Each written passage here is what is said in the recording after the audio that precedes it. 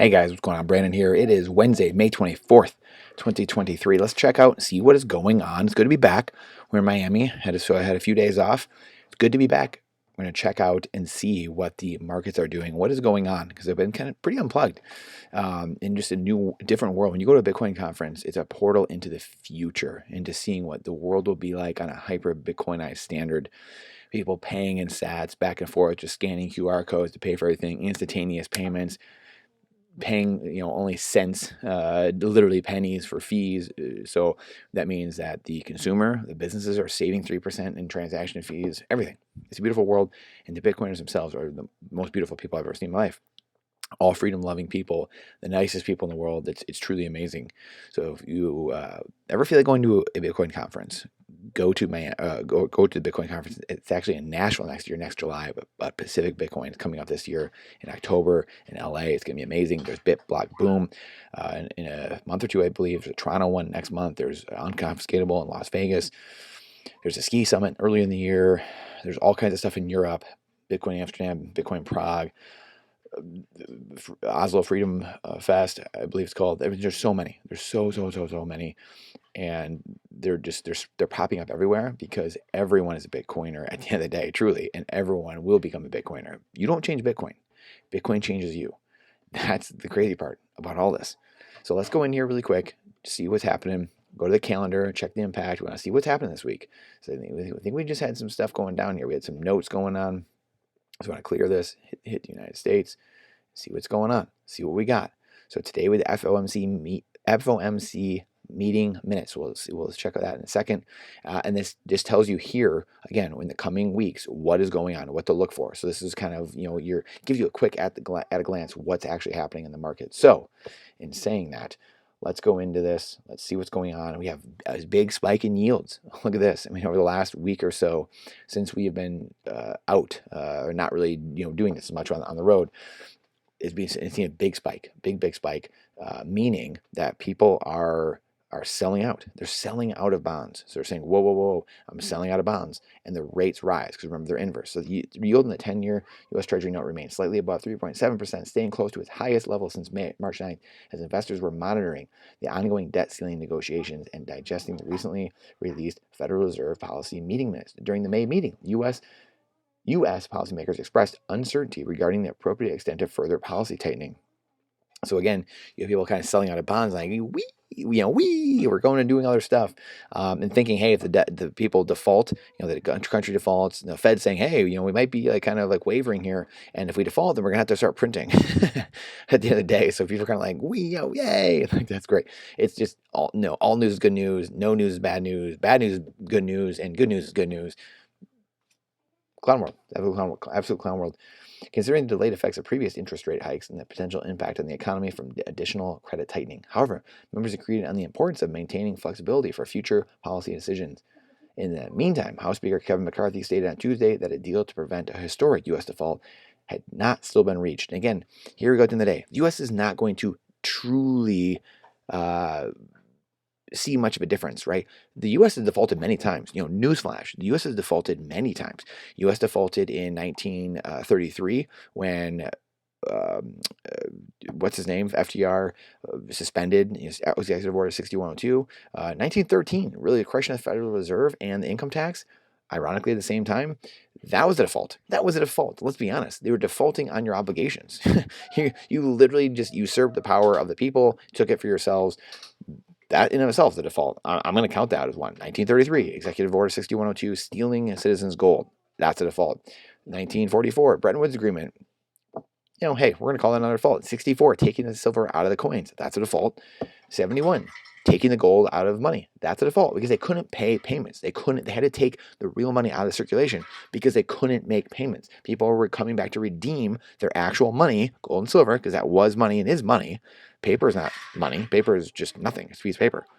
Gold and silver were money. Now we have Bitcoin.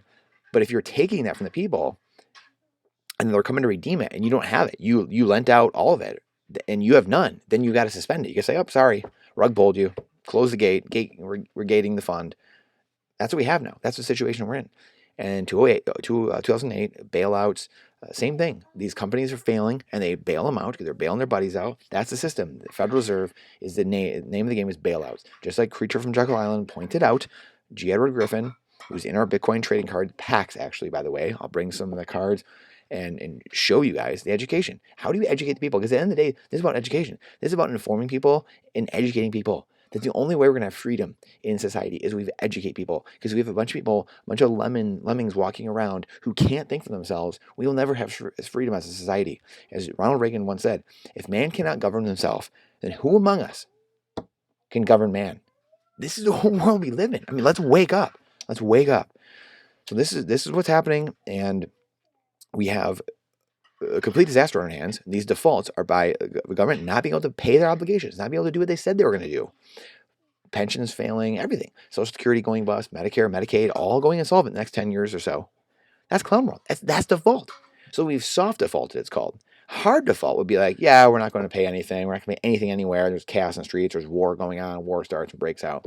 I'm surprised war didn't break out in 64 or 71 when we started taking the money out. I said, sorry, can't redeem it. But for some reason it didn't. We lucked out. But now the piper's going to get paid. And we fortunately have Bitcoin because we can silently and peacefully protest and buy the hardest money known to man and sit on the sidelines and say, well, whatever. You do you. I'll be here accruing value over the years. Period. So we have this. We're going to watch this because now we're getting up to levels you haven't seen since December. And we have these red flag moments up here. 4% in yields, 4% and 4.2. These are red flags. This is when things get really dicey. So we're going to keep our heads up. We're going to keep our heads up. Keep your stick on the ice. Keep your heads up. Look around you. As Don Cherry would say, you're in the trolley tracks right now. So the DXY is strengthening, right? Because the yields are going up. So the dollar is strengthening. People are selling out of bonds and taking the cash, and they're holding the dollar a little more right now, right? Because they're strengthening. So now the dollar is strengthening because we have more going into cash. So the value of cash is now a little bit stronger. So your dollar's buying you a little bit more. It's a little bit harder on the world stage with trade though, right? If the dollar costs more, and this also the DXY, everything, the yield going up, that means the variable rate now of people paying back debts all across the world in dollars is now goes up. This is why we saw Sri Lanka collapse. This is why we saw the UK pound collapsing last year. So this is going to continue happening, guys. These fluctuations, these crazy fluctuations should not happen in the currency or the bond market. It shouldn't happen. The bond market in general will be gone in 10, 20, 50 years anyway, because Bitcoin will eat it. It'll absolutely eat it. So that's why you see insurance companies starting to buy Bitcoin, because they see the writing on the wall. If they want to exist, they will need to buy Bitcoin. So you have the two of the three indicators. Now we have crude oil, which is going up as well. So now we're seeing a little bit of a boost here. WTI crude futures passed $74.50 a barrel, reaching their highest level in 3 weeks, propelled by tightening supplies and optimistic fuel demand prospects. So again, tightening supply, but again, also, if people are like, oh, hey, we're gonna see a transition here, we might see a little bit of a pivot, then people are getting excited about the future, thinking like, oh, I have a different approach. I mean, I can't help but seeing some chaos going forward. So I don't know what some people are seeing. We'll see here. Look at this trend down though. Boy, oh boy, let's draw a little. I just want to draw a line here just because it's so pretty. This trend line, holy cow, just straight down over the last year in oil. It's not gonna last long though. There's just no way. There's no way. So especially when you're cutting off pipelines and hollowing out your strategic petroleum reserves. So buckle up, get ready. This is why we talk about having Bitcoin, gold, and silver being outside the system, food, energy, water, storage, guns, ammo, security, firearms, and building community. It's the biggest thing to get through, because then you have the bases covered. People are trying to go out the risk curve and go gamble and go do all this crazy stuff and meme stocks and Pepe coin, all this BS. When all they need to do is just put it into real assets. Buy Bitcoin, gold, and silver. Food, energy, food storage, some skills, gardening, seeds, water, purification tablets, and all that stuff, right? It's not financial advice, it's freedom advice. Take care of yourself. And then all this stuff starts to become, you're just like, man, whatever. It's just noise. So take care of yourself. So crude oil jumping, those are the trifecta. Now let's look at the three global liquidity indicators. So we have gold has been down. Gold's been down the last couple of weeks, and silver down as well. Really kind of jumping downward. Silver futures continue their downtrend, reaching 23 per ounce, the lowest in 2 months, and bringing the May decline to 8% amid a stronger dollar. So a stronger dollar pushing metals down, pushing Bitcoin down as well, which we'll see in a second. The DXY has been appreciating the last 2 weeks as expectations grew that the Federal Reserve will keep interest rates higher for longer on the stronger U.S. data. Meanwhile, the Silver Institute predicts another substantial deficit in the market for 2023. Again, silver supplies, the premiums are huge. So the spot price is 23. The spot price is way down. The premiums are like 10 bucks, 12. I mean, I've never seen it before. It's like 30 to 35 bucks minimum to actually get a physical silver ounce, a real silver ounce. So think about that. This is the world we're going into, guys. This cognitive dissonance, people not being able to see the forest from the trees, what's actually happening. Question everything. And then we have Bitcoin, lastly, down to 26. I believe it dipped below 26 today, just briefly. So chance to get cheap corn, get the hardest asset known to man, the only finite thing we know of besides our time. So trading your finite time for something, it better be finite. And the only two things I know of are Bitcoin and time. Time is Bitcoin. That's it. So if you know something else, please let me know.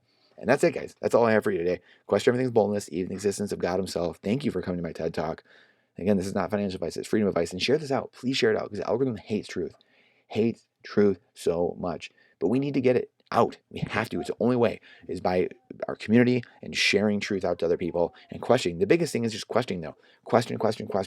Go after the truth and start finding what's going on and getting after that. Because the more we can do that, the freer we're going to be and the higher standard of living we're going to have. The higher standard of living we're going to have. So I appreciate you. We'll see you on the next one. Oh, really quick. Let's go see if the mempool. Mempool has been stacked up. Still around 300,000 transactions sitting there waiting. But Lightning, boom, boom, boom, boom, boom, boom. You can be using that instantaneously, very cheaply. That's what it's built for. Beautiful stuff. Beautiful stuff. Still running, auditable, running, unlike the current monetary fiat legacy system we have. So hope you have a good one.